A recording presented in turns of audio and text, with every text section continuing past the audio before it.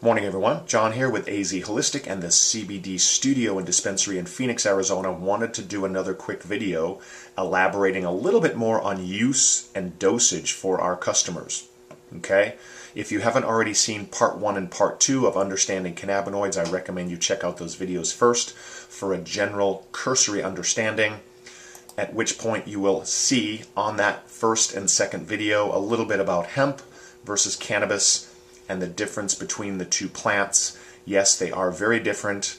A lot of people tend to lump them together and say that hemp is cannabis and vice versa. They are not. They are very different plants. And the simple distinction between the two is that hemp has high concentrations of cannabinoids, including CBD, okay, the immune modulatory material, and cannabis has very high concentrations of THC, which is the psychotropic molecule that makes you high. That's the fundamental difference. But to get more into the detail of today's topic, use and dosage, I also want to touch on peer-reviewed studies. Contrary to what many doctors may say, there are over 3,000 peer-reviewed studies for CBD. The ICRS has all the proof that you would need to understand this material and help you perhaps be open to considering it for your condition. The International Cannabinoid Research Society is a group of many PhDs that have been studying this molecule since 1997. CBD is well tolerated with no risk of dependency. Okay? They have proven that CBD without THC has very, very few side effects, if any, especially alone. Really haven't seen any side effects, any negative side effects when you take it alone. Now, if you do combine it with prescription medications, some people are experiencing some types of side effects, such as if you are on a blood pressure medication. We do see sometimes people's blood pressure will be actually lowered with high dosages of CBD, so be careful, okay? Also, if you're taking CBD and you're using high dosages, be careful about getting drowsy. So do not operate machinery or drive your car until you determine your personal dose. Okay? We've seen positive benefits for anxiety, depression, and pain, positive effects for neurological conditions, and many benefits for the gastrointestinal region. So the ICRS is a place you can go and learn all sorts of information about CBD. So let's get right into it. Dosing guide. There is no specific amount of CBD for each person. We have doctors that tell people to come into our store.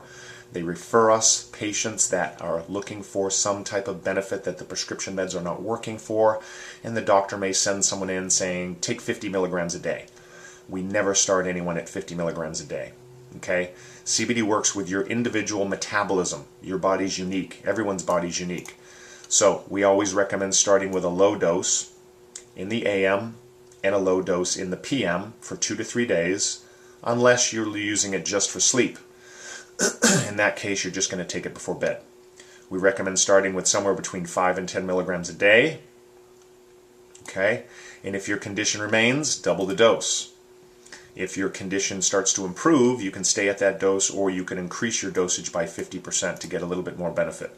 This way, you only use what your body needs, requires. Okay? And doubling your dose for sleep is also fine. Just take it before bed. So, what types of products are there? Unfortunately, here in America now, CBD is becoming very popular, and we've got lots of people making it in all sorts of different things with different fillers and phosphates and sulfates. We've seen it with hormones like progesterone. We've seen it with melatonin, all sorts of different things.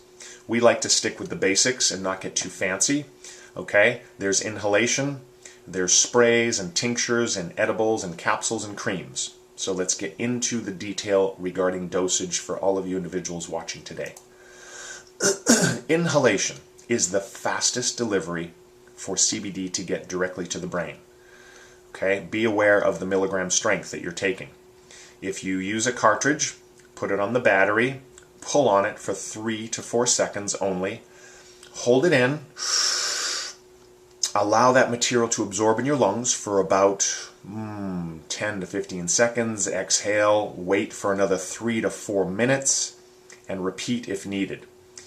never run your wattage. If you have a device that you can set your wattage, never run your wattage over 20 watts. Okay, it'll burn the material. Be careful. There's CBD in a lot of different things. We recommend MCT oil or just pure VG. Okay, watch out for high PG properties. A lot of people are making vape liquids with a lot of high propylglycol. Okay, and that can be irritant to a lot of people. PG for many people can cause headaches. The materials that we sell have no PG in them. It's just either MCT or pure vegetable glycerin. Okay, and if you want to vape a fairly high dosage, VG is the best. Okay, our labs can't even make a product over 500 milligrams in VG. It just gets too thick. So if you do purchase a vape liquid and it's very thin, be careful. It's probably got a lot of propylglycol in it. Okay. Okay. Oral sprays. That is the next quickest delivery. You just spray the material into the mouth. It's going to absorb through the tongue and the cheeks. Allow it to kind of absorb with your saliva. And the MCT products are the most common. We also have nanoparticleized CBD. That's going to absorb a little bit faster into the bloodstream. Nano just means the molecule of CBD is very, very small. And we always recommend dosing consistently.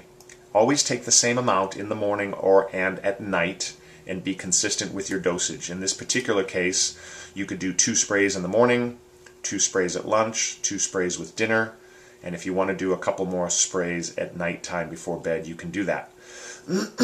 Typically wait about 10 minutes between sprays.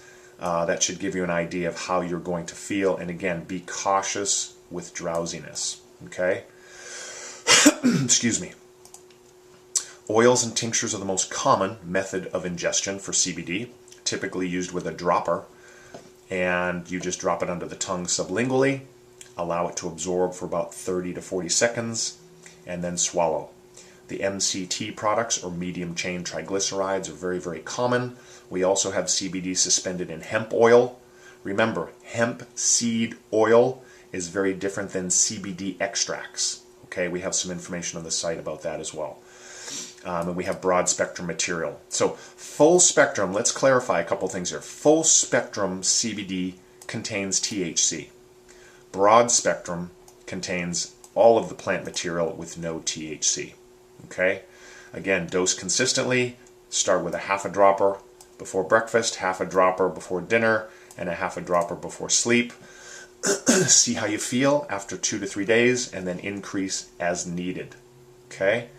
Next, slowest delivery. This is where the product begins to take a little bit more time to digest. Edibles. Edibles are very easy and convenient to use because you can just take 1 pill a day. Parents can give gummies to children, right? We can take a gummy, cut it in half or cut it in quarters. Picky eaters love gummies. They also do have a little bit of sugar in them, so obviously if you've got an aversion to sugar or you're diabetic, perhaps you don't want to go that route.